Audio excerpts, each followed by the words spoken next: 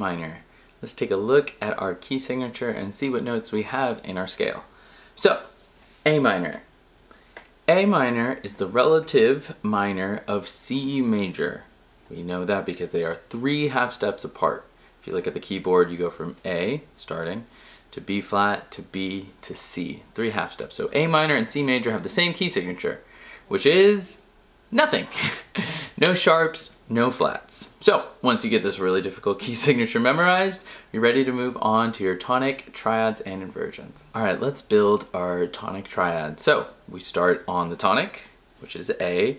We add a third and then a third. So we have an A, a C, and an E. This is our tonic triad, the key of A minor. Now let's find the positions and play it in all of its inversions on the keyboard. All right, so we're gonna do our right hand first.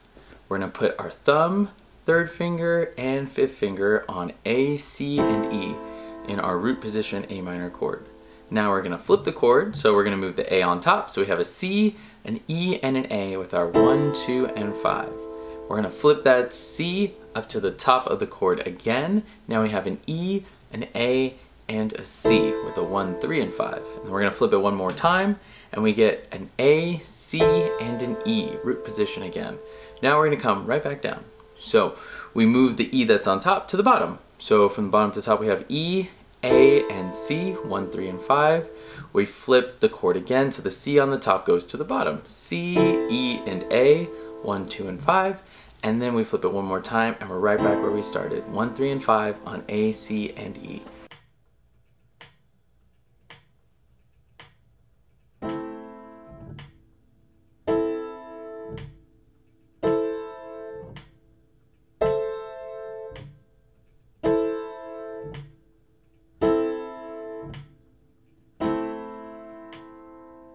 Now the left hand.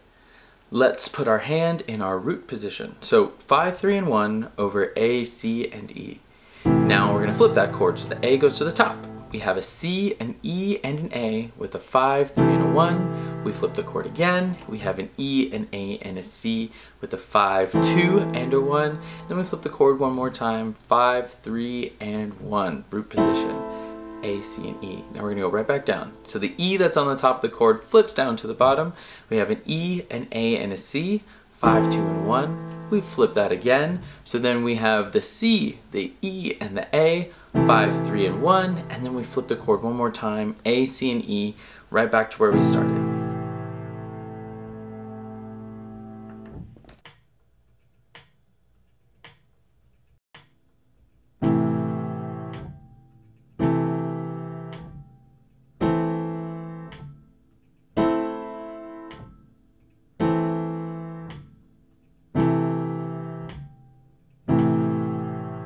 Alright, so before you try hands together, make sure that you see the differences in fingering when you are playing these chords and inversions. The first and the second inversion chords, both the left hand and the right hand are alternating usage of the 2nd and the 3rd finger on the middle notes. So make sure you get that, because if you're using the wrong finger, your hands do this kind of like weird sideways thing.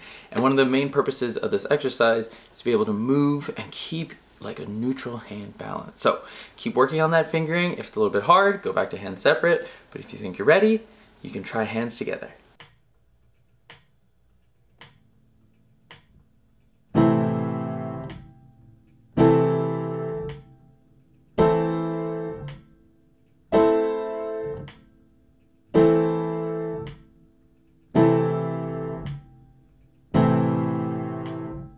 Alright, let's build our primary chord progression. So in the key of A minor, we've already built our tonic triad, A, C, and E for our 1 chord. Now for our minor 4 chord. So the 4th note of our A minor scale, A, B, C, D. We're gonna start with a D, and we're gonna stack our thirds. So D, F, and then A. This is our D minor subdominant chord. Now, we're gonna move up one more scale degree, so we're gonna go from that D to E, and this is the root of our dominant 7 chord. So when we stack our thirds, we get E, G, B, and D. But this is very important that we do this next step for all of our minor scales and all of the dominant chords that we make in minor scales. We need to add the leading tone. So the leading tone is scale degree 7. So if you look at the scale, A, B, C, D, E, F, G, And now to make it a leading tone, it needs to be a half step away from the root of the scale. So we always have to raise this note a half step. So you can either think about the 7th note of the scale and find that in the chord and raise it, or you can think of it this way. The 2nd note in your dominant chord is always the leading tone. So you always need to raise that note a half step. So like I said, in this case, instead of E, G, B, and D, it's E, G sharp, B, and D. That forms our dominant 7th chord. Once we get these notes in the visual, we're ready to try the chords hand separate. So, right hand in that same root position, A, C, and E, 1, 3, and 5.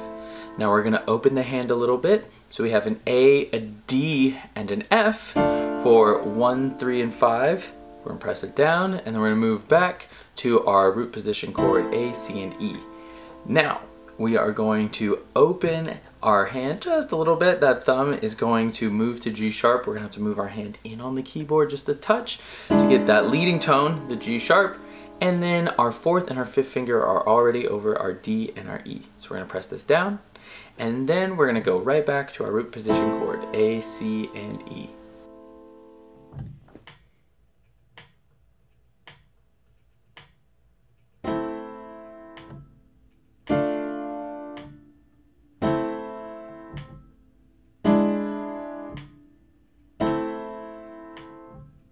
Alright, now for the left hand. Root position triad, A, C, and E, 5, 3, and 1. Now we are going to open up that thumb just a little bit, so we get an A, a D, and an F with a 5, 2, and a 1. We're going to press it down, and then we're going to move right back to where we started, A, C, and E. Now, we're going to open that pinky just a little bit to our leading tone, G sharp. 2nd finger is already over D, and thumb, 1st finger is already over E. We're going to press these 3 down, and then we move right back to our root position chord, A, C, and E.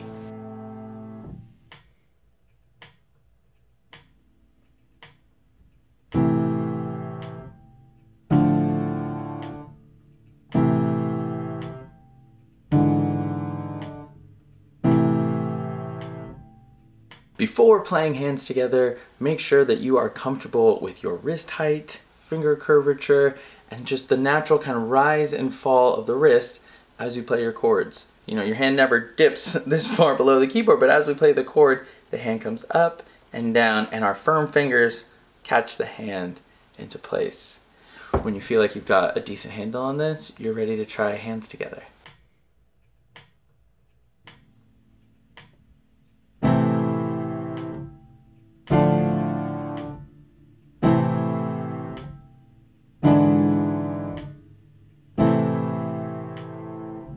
Now for the tonic triad arpeggio. So we already know our 3 notes in our tonic triad, A, C, and E. We just need to work on using an open hand shape to play them in the arpeggio. So let's get that open hand shape with our right hand on A with the 1st finger, 2nd finger is on C, and 3rd finger is on E. Open your hand, and then we're gonna press down each one of these notes sequentially. So A, C, and as I'm pressing down this E, I tuck my thumb underneath, turn my wrist slightly to the side, and my thumb lands on A again, an octave higher, and now my hand opens up into the next 3 notes. 2nd finger on C, 3rd finger on E, and pinky on A. And now we're gonna go right back down. So 3rd finger's on E, 2nd finger on C, thumb is still over A, and as I'm pressing this down, I'm tucking and I'm turning over. 3rd finger goes to E, 2nd finger goes to C, and thumb goes to A.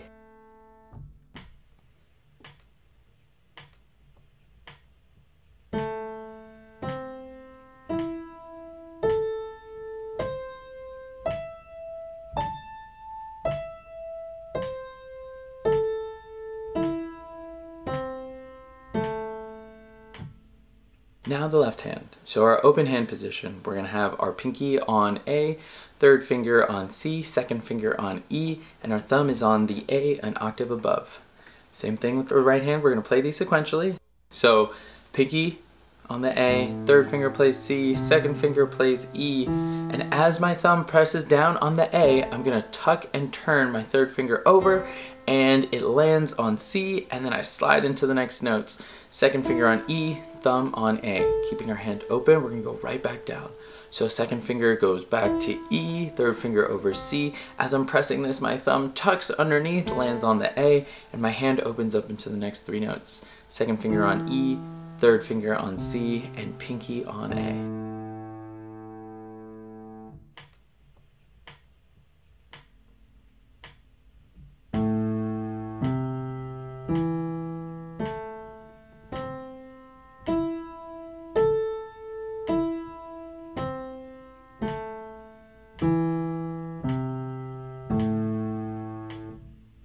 Alright, so before playing hands together, make sure with your arpeggios that you are tucking that thumb underneath and getting a little bit of turn with your wrist. Do not compensate by picking up your shoulder, picking up your elbow, turning your hand sideways. Of course, technique always takes time, so it doesn't have to be perfect before you put your hands together, but make sure that you at least are developing the body awareness and are comfortable enough with the notes to try it hands together.